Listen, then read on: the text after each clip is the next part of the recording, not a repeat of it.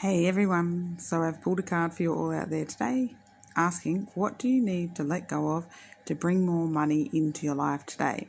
And the Knight of Cups came through, and the message here is you need to take charge of your money. You need to stop waiting for money to come and be your knight in shining armor and bring you the life that you desire. You are the one that needs to take charge of your mind, your direction of money, and what you want to create with money. It's all in your hands. And then you need to take charge of that, and then you need to go for it. All right?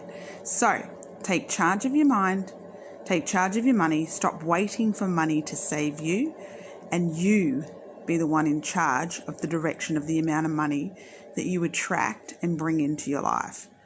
So let go of waiting for money to come to you and save you, and start thinking about money the way you want it to be in your life. Alrighty, let me know if you've liked the reading. Hit the like button and make sure you subscribe and hit the bell notification so you're notified of upcoming readings, videos that I do, and I'll catch you all soon. Bye.